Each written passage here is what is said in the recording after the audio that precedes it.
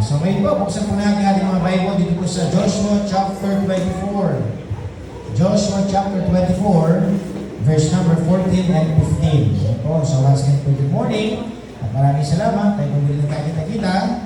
Po, para tayo maglingkod sa Panginoon. Masaya po ba kayo nagkakita-kita tayo? No po. Ang ibig sabihin, dahil nagkikita tayo, buhay pa tayo, amen? Kaya dapat tayo maging masaya. No? Kaya tayo po ngayon ay nandito para paglingkod ang Panginoon. So, basahin po natin ito, Joshua chapter 24 and verse number 14. Basahin po ninyo sa verse 15, sabay-sabay po tayo. Verse 14, kayo po, ready, begin. Now therefore, and serve ye and be good, and put away the gods which your fathers served on the other side of the flood, and in Egypt, and serve ye the Lord. And verse number 15, sabay-sabay po tayo, ready, begin. And if it seem evil unto you to serve the Lord, choose you this day whom you will serve, whether the gods which your fathers served that were on the other side of the flood, or the gods of the Amorites in whose land ye dwell. But as for me and my house, we will serve the Lord. Dahil po lahat din mo po, tayo manalay, let's pray. Ama naming Diyos, magpalag at kila sa lahat. Kami po o Diyos ay muli nagpapasalamat sa panibagong pagkakataon, oportunidad. Kami po o Diyos ay lumapit po sa presensya po ng inyong biyaya. Maraming salamat o Diyos sa mga witan na pinawag kanina. Mga napakinggan, awa o Diyos, pagalitan po ng aming mga boses, mga bibig, patuloy ang iyong pong pangalan ay maluwalhati. Maraming po salamat o Diyos sa matabasa po yung kasunatan, aming pong pulibulayan sa umaga po nito. Ang aming nagdalangin o Diyos ay kung saan kong bali Espiritu ang pag-ius po sa aming pagkalitaan.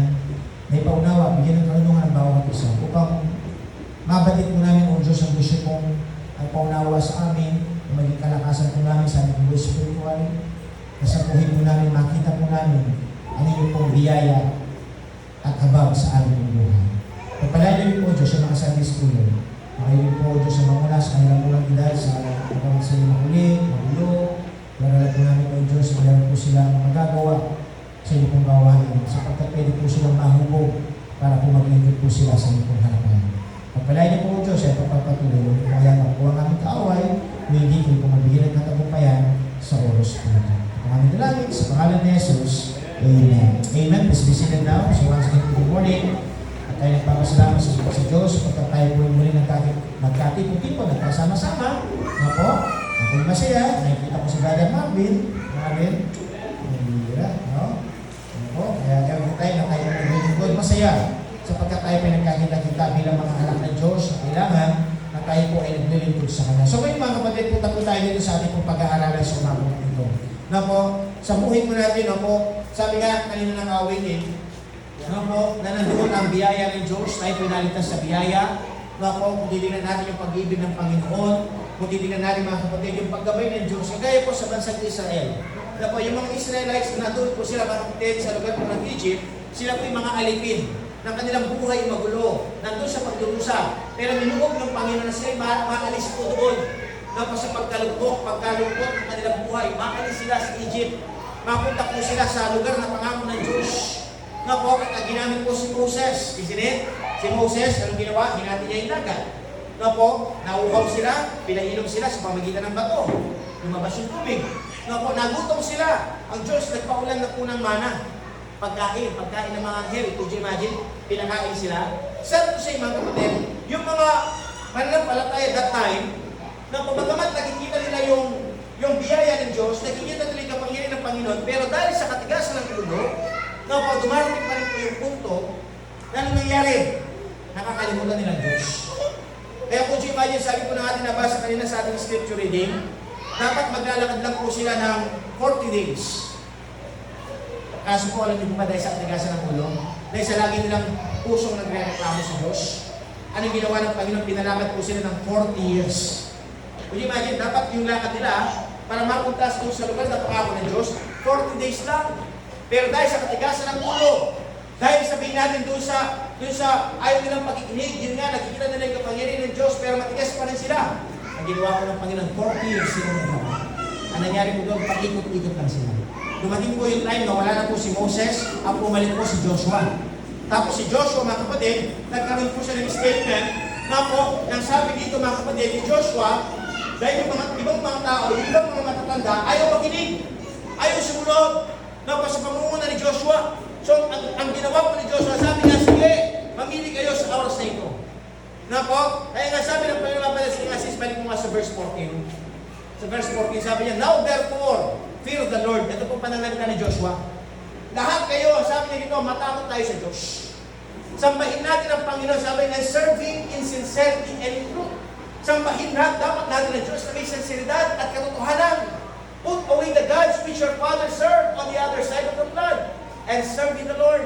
Kasi nga po mga kapatid, nakikita na nila yung kapangyarihan ng Diyos, nakikita nila yung paggawa ng Panginoon, pero nakakalungkot po, yung mga Israelites, sumasamba pa rin po sila ng mga Diyos-Diyosan.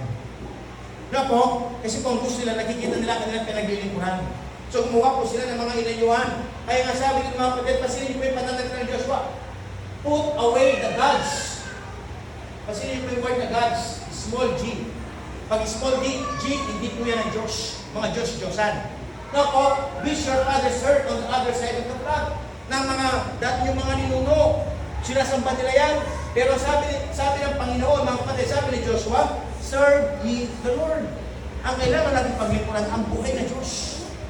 Na po, kaya sabi sa verse 15, pasinan niyo po yung verse 15. Sabi niya dito, and if it seem evil unto you to serve the Lord, sige, kung sa palagay niyong masama, na paglingkuran ng Diyos, mamili kayo sa araw na ito. Choose you this day whom you will serve. Mamili tayo sa oras ito. Sa araw na ito, sabi ni Joshua, sino ang inyong paglilingkuran? Whether the gods which your father had served were on the other side of the floods, or the gods of the upright in whose land ye dwell. Na po, sige, mamili kayo. Mamili tayo sa oras ito. Sino paglilingkuran nyo? Yung Diyos, yung mga Diyos-Diyosan na sinasamba doon sa kabilang ilog. No po, na ito ay sabi natin na pinaglilingkuran ng yung mga ninuno o yung mga guides ng mga Amorites, mga kalaban. No po, yung bang yung paglilingkuran. Pero ang sabi po ni Joshua dito, but as for me and my house, we will serve the Lord. Ako at ang aking pamilya, paglilingkuran namin ang Panginoon Diyos. Paglilingkuran namin ang Panginoon sa ating buhay. Kaya sabi ng Panginoon mga kapatid sa ating pag-aaralan, sa buhay po natin, tayo pinagin nagpipili. Pumipili. Life is a life of choices. Nasa atin ang pagpili. Nasa atin ang desisyon. Na po, nagkikita natin ang biyaya ng Diyos, nagkikita natin ang salita ng Diyos, pero dahil tayo binigyan ng Panginoon ng sariling isip, sariling pangunawa, tayo pa rin po ang magdidesisyon. Kaya sabi po ng ating pag-aaral, mga kapatid, title po niya, the church can continue without you. Pasinin niyo po mga kapatid, kapamagat natin. The church can continue without you. What? Ang church pala pwede magpatuloy kahit wala ako. Kasi minsan kasi, may mga tao na pumapasok sa kanilang kaisipan, ay, hindi na magpapatuloy yung church na yan kung wala ako.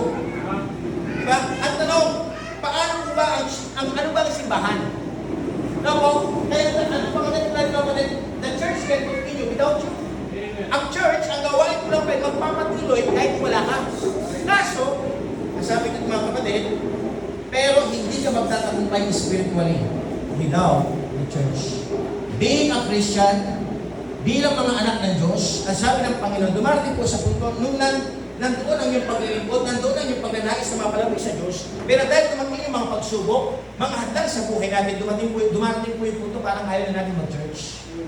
Pero sabi nga mga kapatid, sa buhay po natin, magpapatuloy ang church kahit wala tayo. Bakit? Kasi ang church, hindi po gawain ng tao. Tama ba? Ang church po ay gawain ng Diyos. Hindi nakabase ang simbahan sa tao. Amen po ba? Nakabase ang paglilingkod ng simbahan sa Diyos. Kaya nga sabi ng Panginoon, walang taong pwede magmayabang, walang taong pwede magmalaki, sapagkat ang gawain ng Diyos magpapatuloy kahit wala tayo. Ang nais naman ng Panginoon, manunawaan natin, kaya ba natin na wala ang church? Na po, you need God, amen? Kailangan natin ng Diyos, tama ba? Hindi lagi ko sinasabi, kung sino may kailangan, dapat siya lumalapit. Tama ba? Pangit naman ang Diyos ang palalapitan mo. Ikaw yung may kailangan. Di ba? Sabi ng ibang mga tao, ang pananalita nila, ba't ganyan ang Panginoon? Parang lumalayo na sa akin. Ang tanong, ang Diyos pang lumalayo o tao ang lumalayo? Ang sabi ng Panginoon, kapatid, dapat ikaw ang gumawa ng aksyon sapagkat lagi ang Diyos nandyan lang. Ang sabi ng Panginoon, dapat magkaroon ka ng desisyon na lumapit sa Diyos. At hindi ka pwedeng lumapit sa pananalita lang. Ang paglapit ng kapatid, may paggawa, may pagkilos, na po, na magdidesisyon ka na ikaw ay maglilingkod sa Diyos. Amen mo ba? Magbukas ang bagay nito. Makakapunta po ba kayo sa simbahan kung hindi kayo nagdesisyon na magsisimba? Di ba? Dahil sinabi mo sa inyo may isbag, magsisimba ako, mabangon ka. Tama ba? Magsisimba ako, kakanta ka, magpiprepare ka, magbibihis ka, aayusin mo nga yung mga anak. Bakit? Kasi nagkaroon ka ng desisyon na lalapit sa Diyos. Kasi nga, sabi ng Panginoon, nakakalungkot, sabi ng Panginoon, karamihan ng mga tao hindi lumalapit sa Diyos. Nasaan sila? Nasa pasyalan. Nasaan sila? Nasa trabaho. Araw na linggo, ang nais ng Diyos, dapat tayo nananambahan. Tayo pinagtitipon. Tayo pinaglilingkod sa Kanya. Na po, minsan ng tao, like sabi sa inyo, ang daming mga dahilan. Ang dami niya ginagawa dahilan. Pero sabi ng Diyos, mga kapatid, kung iintindihin lang natin ang Panginoon, hindi tayo pwede magdahilan sa Diyos. Sapagkat alam ng Diyos kung ano talaga ang totoo. Tama ba ba? Hindi natin madadaya ang Diyos. Kaya sabi naman natin pinag-aralan, mga kapatid, the church can continue without you. But being the child of God, we need God. We need God's Word. Kailangan natin yung salita ng Diyos. And God's people. Kailangan din natin yung mga kapwa natin, mga mananampalataya. Amen po ba? Kanina, napakasaya, umawit yung mga nanay. Nga po, yung iba, napakos pa. Namalat pa, ha? Sa lagay ngayon. Diba? Yung iba, nagtatawid pa. Diba? Diba? Kasi bakit? Kasi nandun eh. Diba? Diba nandun yung kaba kapag lumalapit tayo sa totoo lang. Tama ba? Pero sa kalokohan, sa pagmamayabang, diba ang tao mayabang? Kalimutin nga akong mayabang! Pag reunion, diba? Diba pag reunion, kapag mayroong mga gatherings, pasikate, paalang nasa ng boses. Diba? Ayabangan eh. Diba? Walang hiya pagdating sa kasalanan. Pero pagdating sa Diyos, ang tao na hiya. Actually, tama yun. Tama hiya. Kailangan ka mag-ayos. Tama ba? Kailangan din sabihin natin na maglinis ng buhay. Pero ang sabi ng Panginoon ng Patay ng gusto kong yan, pasaysin mga kapatid, napakasaya, kung tayo lang mag-isa, hindi natin kaya eh. Pero dahil tayo meron tayong kasama. Diba? Dahil na sabi ng ating service na siya sa susunod. Diba? Magsosolo na sila. Sabi niya, magsolo ko. Kaya sumagot ako, si Elsa, pang banyo eh. Diba? Marami na nga siya kasama, nagkatabi pa. Ano pa kayo, pag-umisan na. No? Diba nakakita na kayo ng kurakan tayo, naginginig lahat. Diba? Dati na, meron kayo nagina. Diba? Naginginig. Makata. Inawakan niya isa-isa. Inawakan niya isa-isa. Binyarik, tumagod. Diba? Meron tayong mga kapatid na kumata dati, so ano? Yung pag-away na kumagod yung kapatid. Pero diba? Kasi bakit? Kasi nga nandoon, mga kapatid, yung paglapit natin sa Diyos. Na minsan, nandun yung takot, nandun yung fear. Pero ano nyo ba mga kapatid, kapag ikaw ay nagpatuloy, ang Diyos mapapasaya. Sapagkat ang iyong inaawitan, hindi lang basta tao. Diyos. Na po, kaya sabi ng ating pinag-aralan mga kapatid, kailangan natin ang Diyos. Kailangan natin ang salita ng Diyos. Kailangan natin yung kapwa natin mananampalataya. Diba? Kaya nga sabi ko nga kanina, napakasarap, nakikita natin every Sunday ang bawat isa. Diba? Nagkikita tayo, nagpupumustahan tayo, nagsishare tayo, kumusta na sis? Diba? Sa buhay natin, minsan nakasmile tayo, pero marami tayong pagsubok. Pero pag tayo nag-church, di po ba, minsan nakakalimutan mo na natin yung problema. Ano gusto nyo? Lagi nang alala yung problema. Lagi na lang nakasimangot. Lagi na lang makulong yung mukha. Diba? Pero pagdating sa simbahan, pag nasa church tayo, diba? Kahit malungkot tayo, nakukuha natin maging masaya. Kasi bakit? Hanap natin ang Diyos eh. Kasi bakit? Kasi binibigyan tayo ng lakas sa Diyos. Binibigyan tayo ng liwanag ng Panginoon, binibigyan tayo ng pag-asa. Kaya sabi ng Panginoon, sa totoo lang, hindi mo kaya kung wala ang Diyos. Hindi mo kaya kung wala ang Diyos. Hindi mo kaya mga kapatid, kung hindi tayo makakapakinig ng salita ng Diyos. Kaya sa umaga kong ito, sabi ko natin pinag-aralan, sa totoo lang, reverse psychology po ito, the church can continue without you. Diba? So anong kailangan natin gawin mga kapatid? Ano ba yung ginagawa ng church? Ano ba yung ginagawa na gawain ng Diyos? Unang punto mga kapatid, rebuke you in your sin. Ito po kasi, bakit yung iba ayaw nilang mag-church? Kasi bakit? Re-rebuke tayo sa kasalanan. Alam mo yung word na rebuke? Pagsuway. Sinasaway tayo sa mali. Alam niyo po ba ang Panginoon? Ang Panginoon hindi niya pupusinti ng mali. Tama po ba? Ang mali ay mali. Ang tama ay tama. Ang mali kailanman hindi magiging tama. Gusto mong may tama ang iyong buhay, umalis ka sa pagkakamali. Tama po ba? Ganun po yun. Napo kaya sabi ng Panginoon kapatid, ang Diyos, napo, whether we like it or not, ay sino ka pa? Kapag mali ka, ay mali ka. Hindi natin pwede sumulan ng Diyos. Nasabihin natin, oh, Pastor, meron akong ginagawa kasalanan, pero kapag bibigay ako, di ba? Bibigay ako ng 10,000. Oh, huwag mo akong patamaan. Di ba? Huwag mo akong sasaktan sa salita ng Diyos. Hindi ba natin gawin yun? Napo, sapagkat ang salita ng Diyos, walang pinipili. Kung mali ka, mali ka. Kaya sabi ko ng ating pag nag-aaral ng kapatid ng church, the Word of God, God rebuke us in our sin. Kapag nagsimula ka ng lumayo, ginagamit ng Diyos ang salita niya at ang kanyang mga tao para maipakita na maituwid ka sa pag-ibig para mailayo tayo sa mas malaking kapahamakan. Alam niyo ba mga kapatid, kung tayo magpapatuloy sa kasalanan, anong mangyayari sa atin? Malalagay tayo mas lalo sa panganib na lugar. Tama ko ba?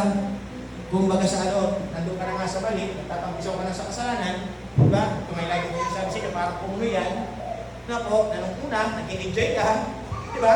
Kasi nga may tubig, nagtatampisaw ka, pinaglalaruan mo, kaya hindi mo namamalayan. Dahil nagpapatuloy ka sa mali, unti-unti ka nang nilalamon ng lupa, ng kasalanan. Hanggang dumating yung time, hindi ka na makaahon. Hanggang dumating yung time, hindi ka na makabangon.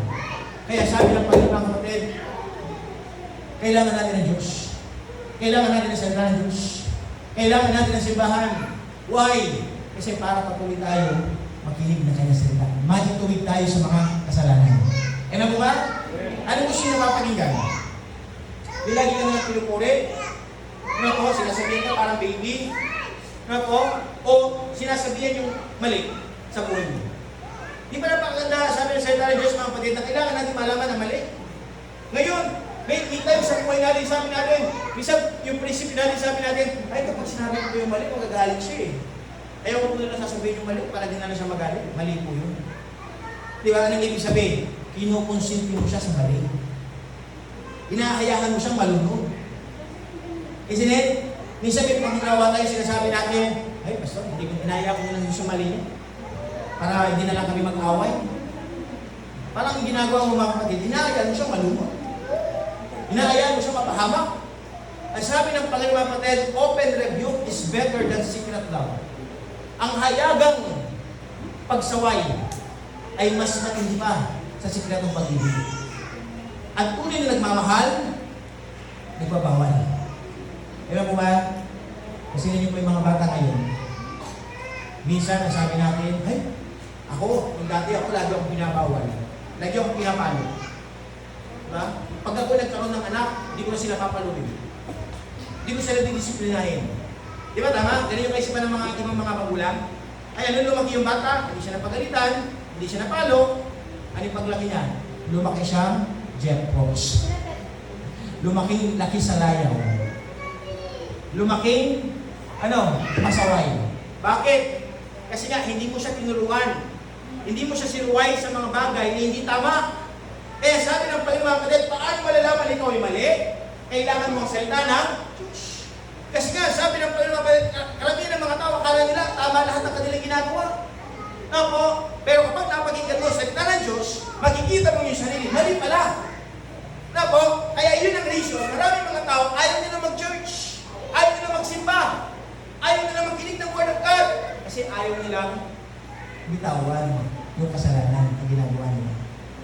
Lagi ko sinasabi sa inyo, ang kasalanan, basura po yan sa buhay natin. Tama po ba? Gusto niyo po ba yung basura lagi na lang nasa inyong bahay? Tingin nyo, yung basura, di ba tinatapon natin yan? Tama? Yung basura kapag hinayaan natin sa loob natin ng ating bahay, mangangamoy yan eh. Yung basura mga kapatid, kapag hinayaan mo lang dyan, pagkukontaminate yung lugar tayo. Tama po ba? Ngayon, nasabi ng Diyos, yung kasalanan parang gano'n, basura. Basura sa atin yan. Kung hindi natin aalisin, kung hindi natin ito, sabi natin iwawagsin sa ating buhay, yung mga malihin, gawain, sabi ng Diyos, narating yung time, masisira ng buhay mo. Kaya sabi ng Diyos, kailangan natin siya. Kailangan natin ang salita ng Diyos. Kailangan natin yung kapwa natin. Kasi bakit? para i-review tayo sa kasalanan. Amen po ba? Dapat gano'n. Pasalamat tayo sa Diyos. Lord, salamat po, tinutulungan niyo po ako. Nakikita ko po ang aking sarili. Alam niyo ba, when we hear the Word of God, parang itong mirror eh. Mirror. Nakikita natin yung mga pangit. Tama ba? Parang tayo nakakapagsalamin, yung reflection. Tama po, nakikita natin ang ating sarili. Kaya sabi ng Diyos, mga kapatid, hindi totoo na kaya mo na walang church. Hindi totoo na magtatagumpay ka kahit yung nalilingkod. Hindi. Kailangan mo ako, sabi ng Diyos. Kailangan mo aking salita para patuloy kang palalahanin sa iyong mga kasalanan. Para patuloy tayo magbago, amen? Para patuloy tayo magbago. Ibig bang sabihin, Pastor, wala na tayong kasalanan? Hindi, may kasalanan pa rin tayo. Kaya kailangan natin yung church para tayo palalahanin. Amen po ba? Para di na tayo magkamali. Para maiwas po ang ating buhay. Kaya sabi ng ating pinag-aralan mga kapatid, nire-review tayo ng Diyos ng kanyang salita sa kasalanan. Number 2. What's number 2? Number 2 sis, magbukas na. Basahin mo nga po yung number 2 natin. Andiyan na sis. Ayan po, ready, begin. Palalahanin kayo sa inyong kaligtasan. Kanina, inawit po ng solo natin yung word na kaligtasan.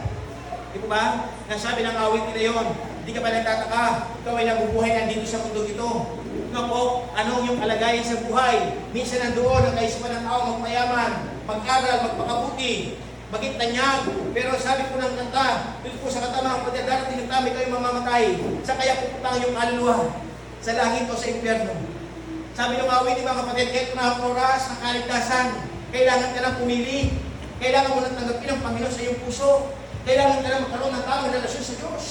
Now po, kaya sabi ng Panginoon mga kapatid, nire-remind tayo ng Panginoon sa kanyang kaligtasan. Now po, tayo nagtitipon kasama ang mga kapwa natin mananampalataya sa pagkikinig sa pangangaral ng Ebanghelyo. Muling nagpapaalala sa atin sa biyaya. Sabi ng choir, di ba, sa biyaya? Hindi sa biyaya. Di ba, napaganda ng choir, no? Yung ginawit ng choir, biyaya ng Diyos. Ano ibig sabihin ng biyaya? Hindi mo pinagpaguran. Wala kang ginawa. Paano tayo? Nabubuhay tayo. Bakit? Dahil sa biyaya ng Diyos.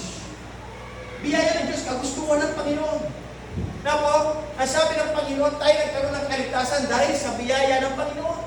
Could you imagine, si Kristo na yung nagpagod? Si Kristo na yung nasaktan? Si Kristo na yung nagpasad?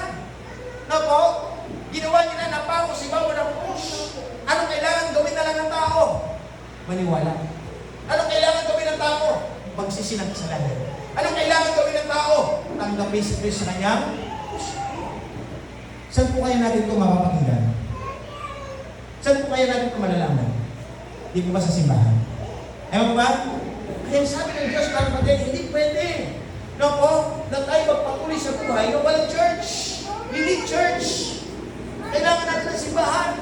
Kailangan natin ng Word of God. Para palalahanan tayo ang kaligtasan ng buhay natin.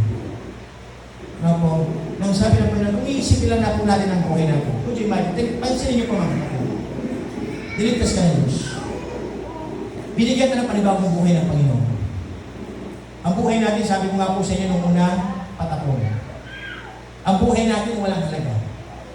Ang buhay natin, kung titignan natin mga kapatid, kung tayo hindi pa nabilin po sa Diyos, parang walang direksyon. Pero nung nakaunawa tayo, nung binigyan natin ang pansin ng kanyang salita, nung nalaman natin na si Kristo pala tagapagligtas, nagkaroon tayo ngayon ng pag-asa. Nagkaroon tayo ngayon ng direksyon, patutunguhan. Alam na namin yung patutunguhan natin, dati hindi natin alam kung anong patutunguhan natin eh. Tama ba? Hindi natin alam kung saan tayo pupunta pagkamatay natin, pero ngayon alam na namin yung patutunguhan natin. Saan tayo pupunta pagkamatay natin, tinanggap natin si Kristo sa ating puso sa langit. Anong ibig sabihin? May kasiguraduhan. May pag-asa. Bakit? Sapagkat sinabi yun ng salita ng Diyos. Hindi na tayo suntok sa buwan. Hindi na tayo nagpapakasakali. Hindi na tayo naging pagsapalaran. Sapagkat nalaman natin ang kaligtasan. Amen mo ba? Kaya sabi ng Diyos, patuloy ka lang sa iyong pagsamba. Patuloy ka lang sa iyong paglilingkod. Alam niyo pa yung ginawa ng Diyos sa mga Israelites hanggang ngayon, pinapaalala sila eh. Binibigyan ng paalala na ano ginawa ng Diyos. Yung paggabay ng Panginoon, na sila nakatawid doon sa tubig, ginapakan nila yung lupa. Na po, na sila, sabihin natin, sa biyaya ng Panginoon, nakakain sila.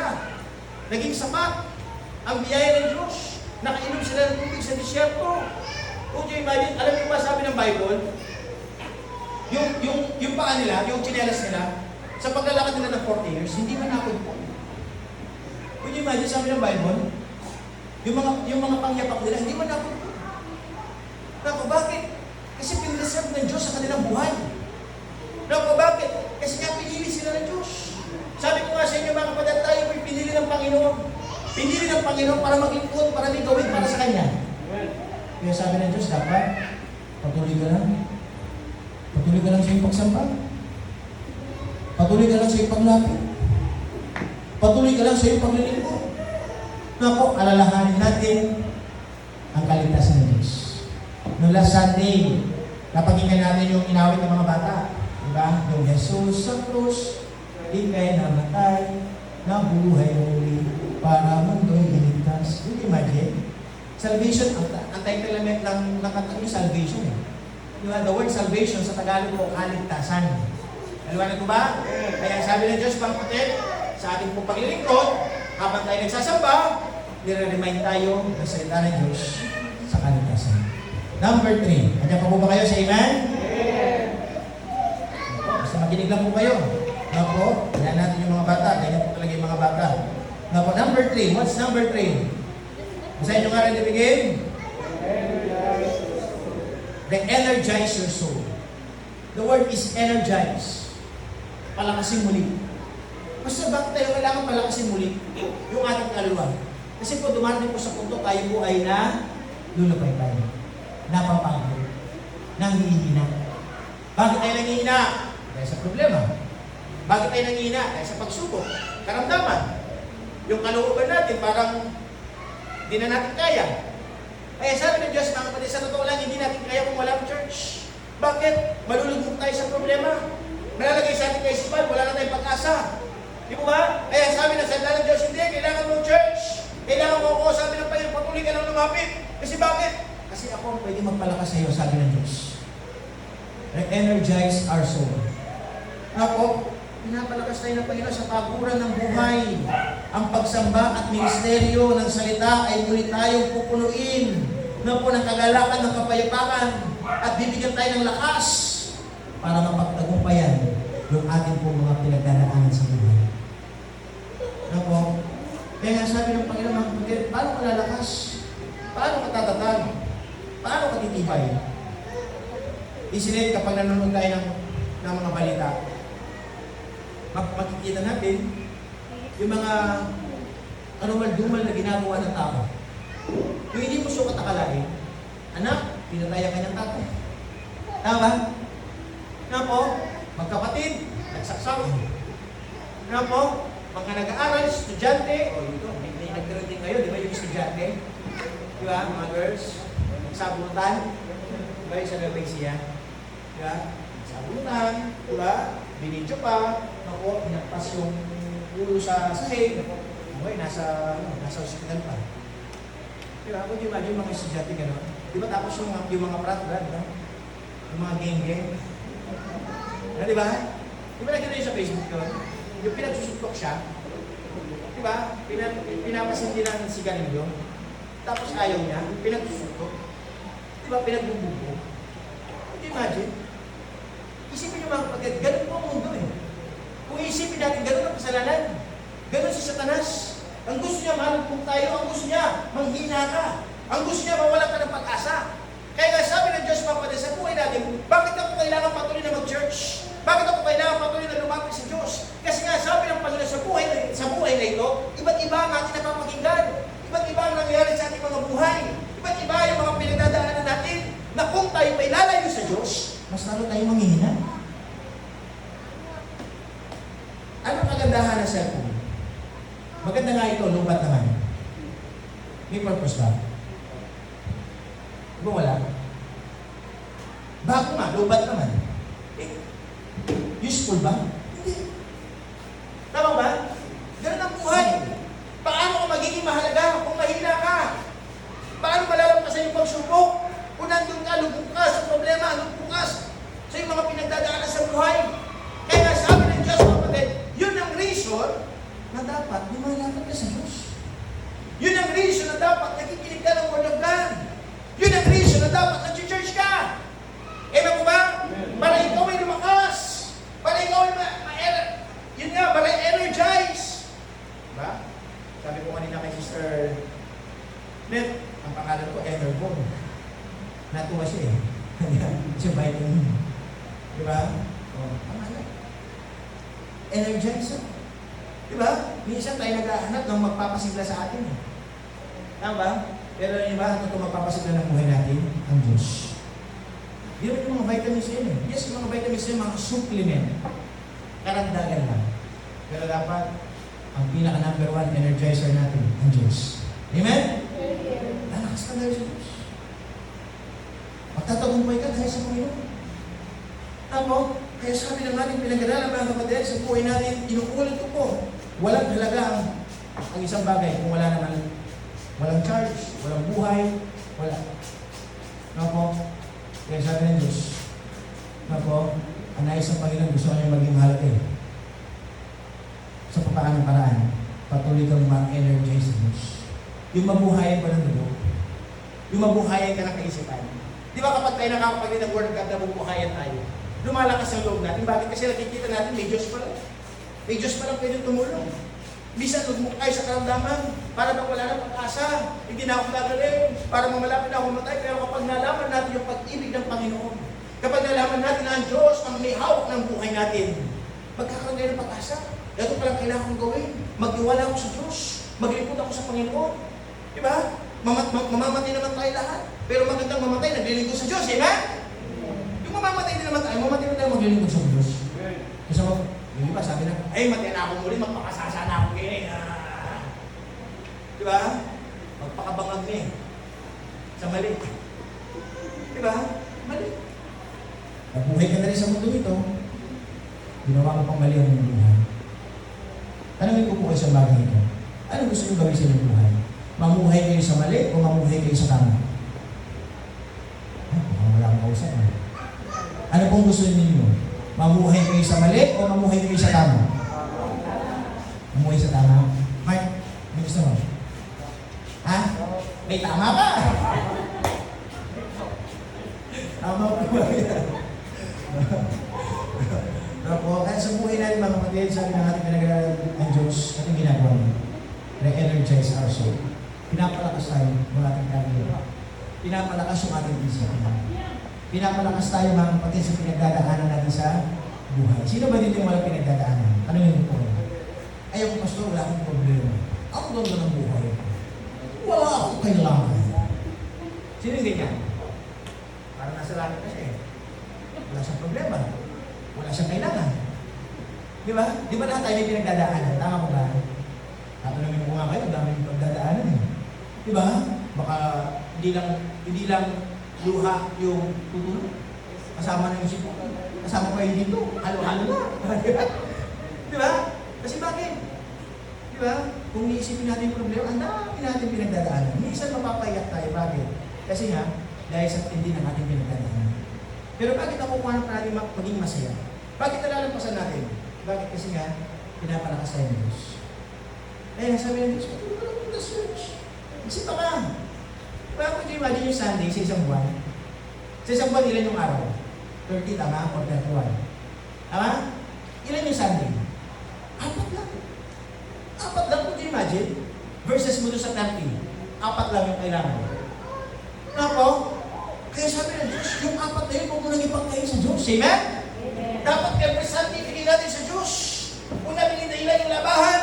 Amen? Pwede naman maglaba mamaya. Huwag natin dahilan yung pag-aaral. Pag Sunday, walang klase. Tama? Minsan, may marinig ako. Diba? Nag-aaral daw pati linggo. Kung pwede lang pati linggo, nag-aaral. Alam ko pag-aaral lang, Sabado lang eh. Diba? Ang linggo, araw na. Diba? Ang linggo, araw ng Panginoon. Tapos, kaya lagi ko sinasabi, hirap, napakasibag mo lang mag-aaral. Sa tingin mo kaya kung magkakaroon ko ng medalya, iaharap ko sa Diyos yung medalya mo. Ano sasabihin ng Diyos? Papalakpakan ka niya. Ang galing mo ha, may medalya ka, hindi ka nga nagsimpa eh. Napakadalong basa ko sa iyong pag-aaral, pero wala kang oras sa akin. Pero ba sasabihin ng Diyos? Di ba? Nakakalungkot. Akala natin, Mapapasin natin ang Diyos sa mga bagay natin. Mapapatuwang mo ang Diyos kung binibigyan mo siya ng oras. Amen? Pinagalinig mo na natin siya. Hinahawin na natin siya. Ano po? Kaya sabi ng Diyos, energize our soul. Number 4. Number 4 na po tayo. Amen? Nandiyan pa po ba kayo? Amen. Andali na lang po tayo. Number 4. Basahin niyo nga po yung number 4. Sabi ko yan, reconnect you with the Spirit. Ang pakikisama sa mga kapwa Kristyano ay tumutulong para ma-align muli ang puso natin papunta sa Espiritu, sa katuwiran ng buhay. No po na nag-aalis sa mga pag-asa, sarili sa tungong makasarili lamang. No po, kaya pasilip ko na naman the word is reconnect. Bakit reconnect? Kasi minsan nawawala tayo sa linya. Tama? Nawawala tayo sa hulog. Nawawala tayo sa direksyon. Kaya sabi ng ating pinagray mga kapatid, reconnect you with the Spirit. Kasi mga kapatid, bakit sinabi niyo with the Spirit? Anong Spirit yun? The Spirit of God. Sa totoo, ang katanungan nito, lahat na tayo pare-paras pa ng Espiritu. Isa lang ba yung Espiritu natin? Nasabi ng Diyos mga kapatid, pag tayo naglilingkod, na po, pinagkakaisa ng Diyos tayo sa Espiritu. Na po, pero minsan, sa buhay natin, pag di tayo nakakapagsimba, nag-iiba ang yung Espiritu. Na po, Espiritu ng reklamador, Espiritu matampuhin, Espiritu bumangera, di ba? Espiritu nagkikipag-away. Kasi mga evil spirit yan eh. Kaya sabi ng Diyos, mga kapatid, kapag ikaw ay nagsisimba, nare-reconnect ka with the Spirit. Yung isang Espiritu, Espiritu ng Diyos. Iisang sabihin natin layunin sa buhay. Ang kalagayan po natin mga kapatid sa oras ito, meron tayong gustong gawin eh. Bakit tayo nagkatipon? Bakit tayo nandito? Bakit tayo kumangawit? Di ba? Nandito tayo para purihin ang Panginoon. Para sambahin natin siya sa Espiritu at katotohanan. Kaya sabi ng Diyos, mga kapatid, minsan nawawala tayo sa linya. Pero kapag nakakapaginig ka ng wala ko, kapag ikaw ay pumupunta ng simbahan, kapag ikaw naalala mo ang Diyos sa iyong buhay, nare-reconnect ka ulit sa Espiritu. Di ba minsan karamihan ng mga tao ngayon, kapag pinalitan yung password ng Wi-Fi, yung Wi-Fi, di ba? Internet. Pinalitan yung password. Tapos, dumating ka. Nagsiselfone ka, hindi ngayon nakakonect yung cellphone mo doon sa password. Siyempre, hindi ka makakapag-internet, tama? Hindi ka makakapag-gamit ng cellphone mo, maayos. Magreklamo ka ngayon. Sino naman yung nagpalit ng password dito? Di ba? Yung pag ganun eh, parang ganun. Minsan, iniiba kasi natin yung password. Pero sa totoo lang, isa lang ang password. Alam niyo may paglapit sa Diyos? Isa lang yung password eh. Na po? Isa lang yung password. Pumunta ka lang. Magkaroon ka lang ng tinatawag na willingness. Magkaroon ka lang ng tinatawag na humbleness. Magkaroon ka lang ng tinatawag na yun nga, yung sincerity. Yung talagang taus-puso ang yung paglapit. Taus-puso ang yung paglilingkod. Tapos sa pagkatasabi ng Diyos, hindi lang na lumalapit. Sa Diyos talaga lumalapit. Yung iba lumalapit kasi may ibang nilalapit. Yung iba lumalapit kasi nagpapakita tao. Diba? Eh sabi ng Diyos, mga kapatid, nandito ka nila, dapat makonect ka na sa Diyos. Baka hanggang ngayon, iba pa rin yung password mo. Diba? Baka hanggang ngayon, mga kapatid, na po, minsan, kasama tayo, pero para bang hindi ka namin kasama. Ayun ang sabi ng Diyos, mga kapatid, nandito, ito yung Diyos. Ito yung church. Ito yung salita ng Diyos. Ang ginagawa ng Panginoon, nire-reconnect ka niya. Parang ano yun, tela. Diba? Yung tayo ay diba? Yung nilalagay tayo. Diba yung damit na yan? Hibla lang dati yan, hibla lang. Hibla lang na sinulit. Pero pinagsama-sama kaya naging magandang damit. Ganun din tayo eh. Tayo mga kapatid, kung hibla lang tayo ng sinulit mga kapatid, mahina lang tayo. Hindi maganda. Pero dahil pinagsama-sama ng Diyos, na po pinagkakulit-kulit ko ng Panginoon at binigyan tayo ng iisang Espiritu, maganda tayo. Diba, nagiging maganda yung output natin. Kasi bakit? Nagtutulungan tayo. Nagkakaisa tayo. Nagkakaroon tayo ng isang layunin. Kamukha po yan, sabi ko nga, meron tayong project. Ano yung project natin this month of August? July and August, di ba? Mapasiling natin ito. Maragdagan natin yan. Amen po ba? Yung mga men, mga kapatid, yung mga men po, kompleto na po yung sa amin. Yung project namin. Di ba? Meron na nakapag-upon, nakapagbigay na lahat. No po? So, hindi ibig sabihin kasi pinaghandaan eh. No po? Meron tayong layunin na ayusin ang ating simbahan. Pagandahin. Kung paano pinapaganda ang iyong mukha, gusto mo maging maganda ang iyong presentable, tama? Nagtitis ka, bumibili ka ng mga ano, dahil mong ini-inject. Kasi ba, gusto mo pumanda eh. Ang tanong mga kapatid, bahay kaya pa nun? Bahay pa kaya ng Diyos? Bahay sambahan pa kaya? Ewan ba? Kung titingin po kayo sa likod, mga kapatid, sa likod, nakikita niyo po mga kapatid sa likod, may painting doon. Si Sister Rose. Diba? May painting na napakaganda. Yung buong likuran na ito, itong pader na ito, yan, agad doon. Diba? Puno ng painting. Yeah. For what reason? Kasi gusto natin maganda. Diba? Naayos niya, siyempre may talent siya eh. May talent siya na parang magpinta eh. Diba? Kaya sabi ko sa kanila, mga kapatid, kahit wala ako sa church, maalis ako, gusto ko dapat sa simbahan natin merong maayos. May gumaganda. No? Eh meron silang kakayanan. Ano? Kaya dito, pasilin. Diba? Kaso magulo sa likod eh. No? Maraming kala. No? Pero, yung pader, napakaganda. Bakit?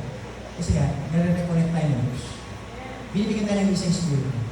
Kung babayaran ko si Sister Joy sa pagpinta niya dito, malaking halaga yung dapat kong ibayan. Kung imagine, yung pininta niya, napakalaki. Diba, pag nagpinta ka ng maliit, may halaga na. Ano ba kaya yung malaki? Diba? Yung malaki.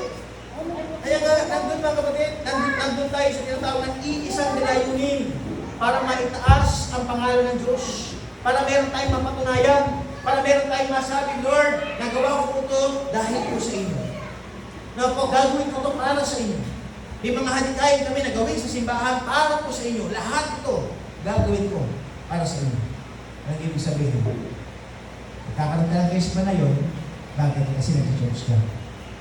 Kasi lumalapit ka sa Diyos. Kasi nakikinig ka ng salita ng Diyos. Na po, ay yan po ang ating number 4. Reconnect you with the Spirit. Number 5. What's number 5? This is the last thing. Ano po yung huli? Ano po sabi po ng panghuli? Recommit you to service. The word is recommit. Na po, yung bang mangangako ka uli. Na po, sa iyong paglilingkod, service. Diba? The word is service. Nandun po yung pinaka-root word niya is serve. Diba? Ano ibig sabihin ng serve? May ginagawa, naglilingkod, nagseservisyo. No po? Kaya sabi niya mga kapatid, recommit you with service. Meron tayong kailangan gawin. Hindi ka tinahan ng Diyos dito para paupo lang. Hindi tayo talaga ng Panginoon dito para maging panunguti lang. Dapat meron tayong gawin. Umawit ka. Kaya mo umawit ka para sa Diyos. Kaya mo tumutok ka para sa Panginoon. Kaya mo magturo ng bata, magturo ka ng mga bata. Amen? Ganun po yan. Sa simbahan, dapat tayo, magkaroon tayo lahat ng kaisipan na kailangan meron tayong gawin. Diba? Kasi sabi ng Panginoon, ang pwedeng gamitin ng Diyos, yung lumalapit sa Kanya. Hindi magagamit ng Diyos yung hindi lumalapit. Malayo ka eh. Ang sabi nga ng Panginoon, it's not about the ability. It's all about availability. Diba? Magaling nga sila. Magaling nga sila. Marunong nga sila. Maalam nga sila, hindi naman lumalapit. Wala namang oras. Walang kwenta, kagalingan. Mas maganda pa yung hindi magaling, pero lumalapit. Kasi dahil lumalapit siya, bagamat hindi magaling, natuturuan. Amen? Natuturuan. Pwedeng matuto. Pwedeng maayos kasi bakit? Willing siya eh. Available siya sa Diyos. Kaya sabi ng Panginoon natin sa buhay natin, we must recommit our service. Meron tayong kailangan gawin. Mga choir members! Diba? Mga umawi sa Diyos. Di ba napakaganda kapag yung choir marami sila? Dati yung choir member natin, napakarami. Diba? Pero ngayon, konti na lang. Saan mo gustong gamitin yung inyong talento? Sa kamuluhan? Sa jukebox? Gusto mo gagamitin ang iyong pagkanta? Di ba napakaganda kung gagamitin natin yung talento natin, gamitin natin para sa Diyos? Diba? Yung ikaw ay natuto ng instrumento, tumugtog. Saan mo gagamitin? Pag natuto ka ng tumugtog, mga si RJ, dumating yung time, di ba? Oh, natuto siyang tumugtog. Saan niya gagamitin yung kanyang pagtugtog? Di ba? Baka ginamit niya yung kanyang pagtugtog, nagbabahay-bahay siya. Di ba? Tumugtog na ganyan, tapos may sobre. Natuto tumugtog, tapos ginawa pagkakitaan. Di ba? No? Sabi ng Diyos, mga kapatid, kapag ikaw ay natuto, gamitin nila para sa Diyos. Natuto sila mag-drive, ginagamit nila para sa Panginoon. Natututo tayo ng mga bagay-bagay, gamitin nila ang lahat yan para sa Diyos. Di ba? Si Sister Elsa, ngayon medyo naiiya siya kumakanta. Di ba? Pero baka dumating yung time, magkaroon tayo ng ladies fellowship dito, yung kamukha yung ginawa sa Mexico. Kayo yung magpo-program, mga ladies. Tapos baka Sister Elsa, awit doon. Di ba? Minsan nakala natin, hindi natin kaya, no? Pero ano yung mga kapatid, pag nagtiwala tayo sa Diyos, marirealize natin, kaya pala natin. Amen? Di ba napagpigyan yung mga testimony nila? Di ba? Yung mga patutuon nila, dahil hindi naman nila ginagawa yun eh. Dahil hindi naman nila kaya. Pero dahil nagpatuloy sila, lumapit sa Diyos, pumunta sa simbahan, nakinig ng salita ng Diyos, ano nangyari sa kanila? Natuto sila. Di ba? Meron pa silang magagawa. Meron pala silang magagawa. Kaya ko pala to. Diba?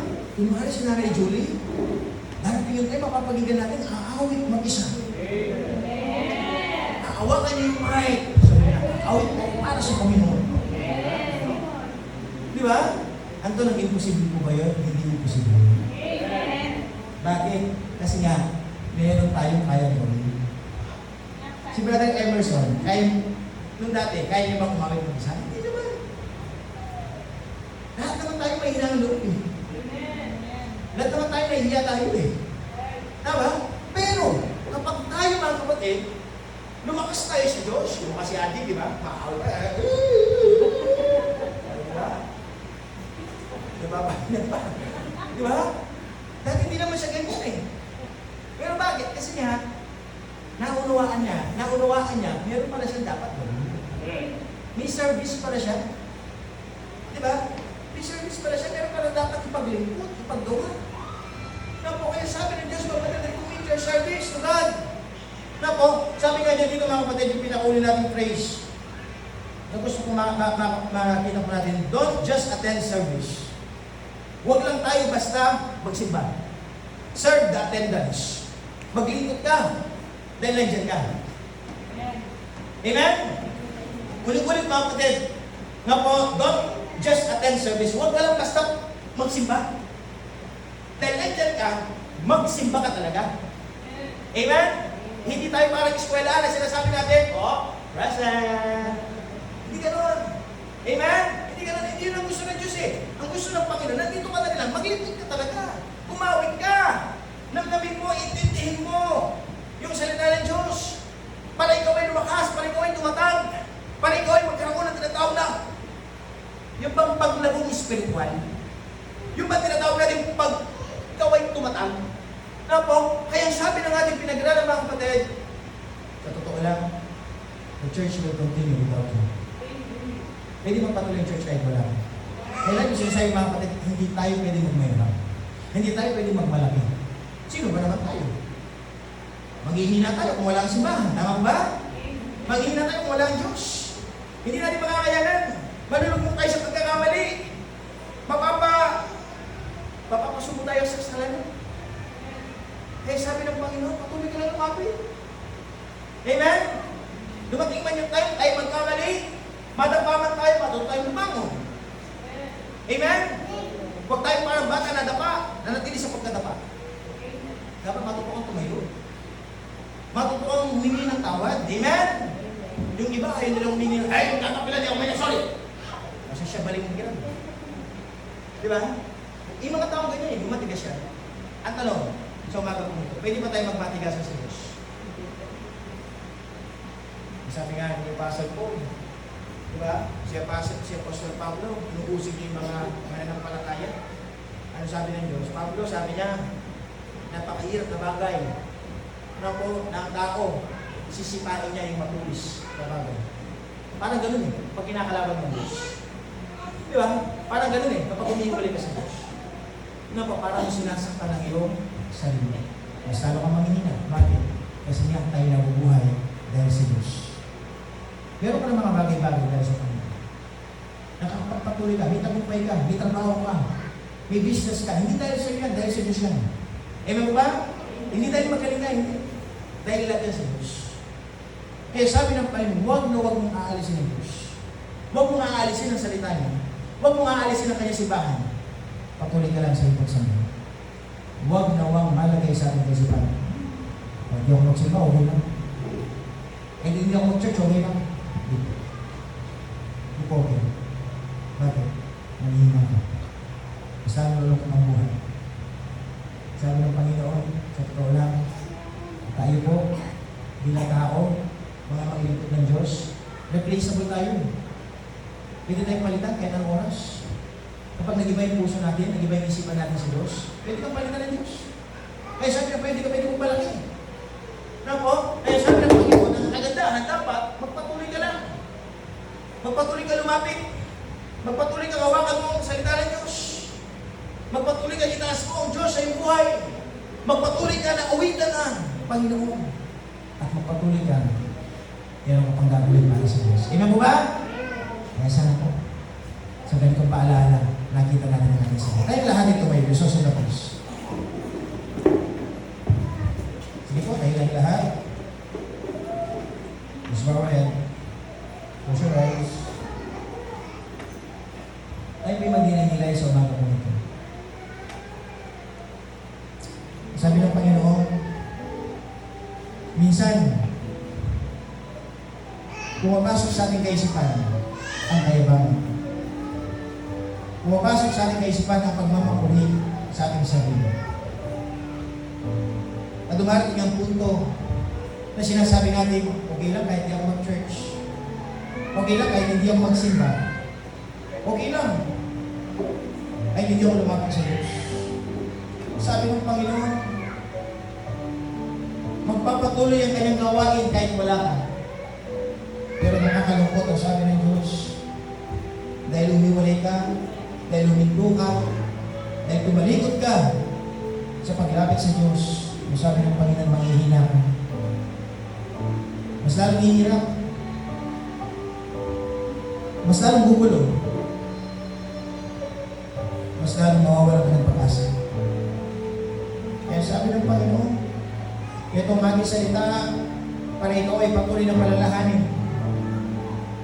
Sa simbahan, pag tayo lumalapit sa Diyos, matutuwid ang ating buhay. Kaya sabi ng Panginoon, napapakinggan mo ang kasalanan, kailangan mong tanggapin. Mga mali sa iyong buhay, kailangan mong tanggapin. Sapagkat kapag hindi mo tinanggap ang pagwawasto ng Diyos, magpapatuloy ka sa maling buhay. Maling paraan ng pamumuhay. Sabi ng Diyos, bakit hindi mo ayusin? Bakit hindi mo alisin yung mga bagay na hindi tama? Bakit hindi mo tanggalin yung mga basura sa iyong buhay? Sabi ng Diyos, gusto kitang linisin. Gusto kong ayusin ang iyong buhay. Gusto kong pagandahin ang buhay mo. Sabi ng Panginoon. Pero sabi ng Diyos, meron kang dapat tanggalin. Meron kang dapat alisin. Sa umagang ito, pwede mo bang ilapit sa Diyos? Sabihin mo sa Panginoon, Lord, aalisin ko na po ito. Babaguhin ko na po ito. Mali po ito. Alam ko po, mali ito. Kaya hindi ko na po ito pangahawakan sa aking buhay. Pagiginggan kita. Sino po sa umagang ito magsasabi ng ganito? Nasasabihin mo sa Panginoon sa iyong pagtayo mo, pagkapikit, ang Diyos na nakakaalam. Nasabihin mo sa Kanya, Lord, patuloy niyo po ang turuan. Kayo po maging liwanag ng ating buhay. Eh, sabi ng Panginoon, magiging walang saysay ang iyong buhay kapag umalis ka sa Diyos. Kasi ang Diyos, siya'y magpapalaki sa atin. Ang Diyos, siya'y magpapatatag sa atin. Ang Diyos, siya magtutuwid ng buhay natin. Eh, sabi ng Diyos, hayaan mo lang ako. Patuloy ka lang lumapit. Alisin ang katamaran. Alisin ang mga hadlang. Alisin ang mga dahilan. Patuloy ka sa paglapit. Patuloy ka sa pananambahan. Patuloy ka sa paglilingkod. Kaya sa umaga kong ito, kinausap ko kayo ng Panginoon sa pamagitan ng kanyang mga salita. Bakit hindi may lapit ang iyong sarili? Meron kong pinagdadaanan, pagsubok, karamdaman ng problema. Na minsan parang hindi na natin kaya. Sabi ng Diyos, nandito ako. Ilapit mo lang sa akin. Iluhod mo. Iiyak mo sa Diyos. Nasabi ng Panginoon ng Diyos ang maging sumbungan natin. Sapagkat ang Diyos, kaya niya. Huwag kang magduda sa kaya ng Panginoon. Ang nais naman ng Panginoon, pwede ka ba magtuwala? Pwede mo ba akong sundan?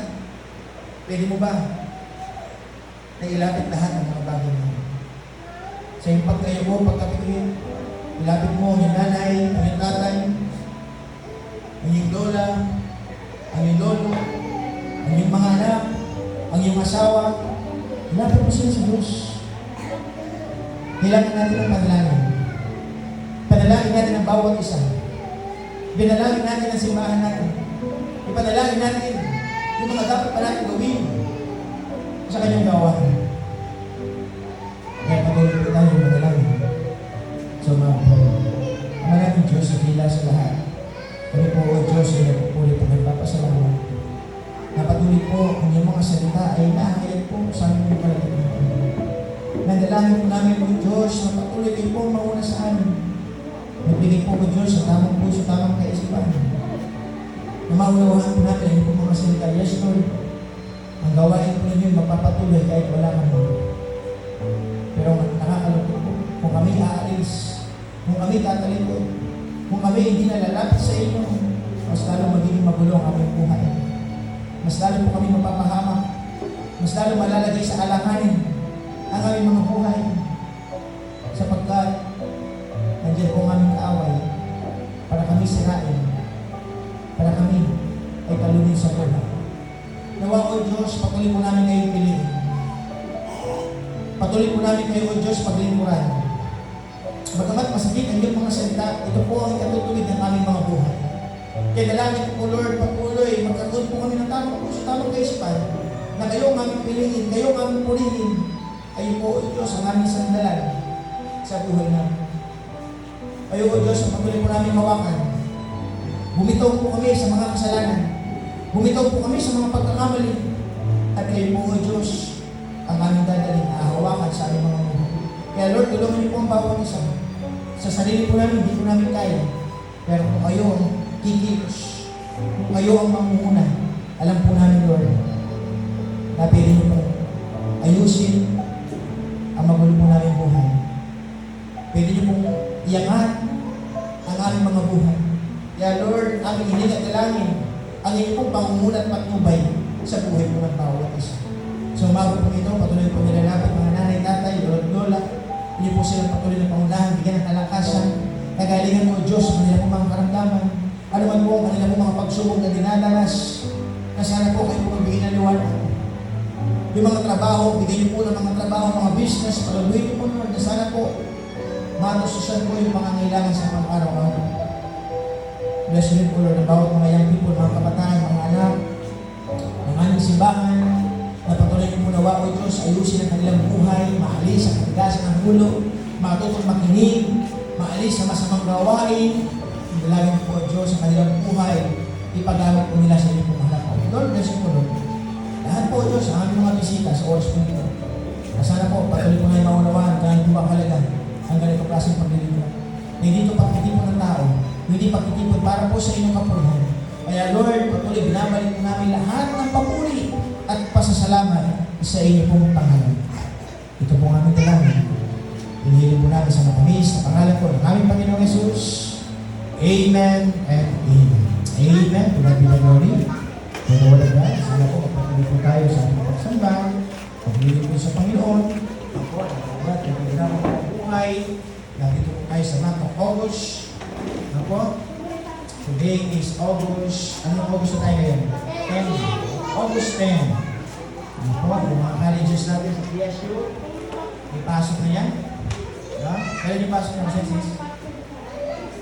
19? 18? August 18. May pasok na sa mga colleges sa PSU. No? Pray natin ako, tsaka yung mga bagyo na pwede dumating.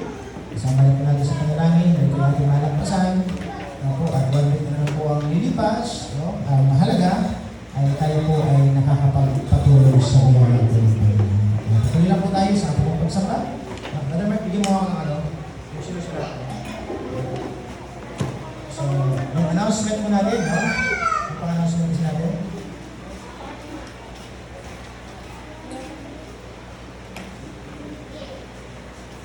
So, patuloy po isama sa panalangin na po yung aming pong pagpunta every Monday sa Manila.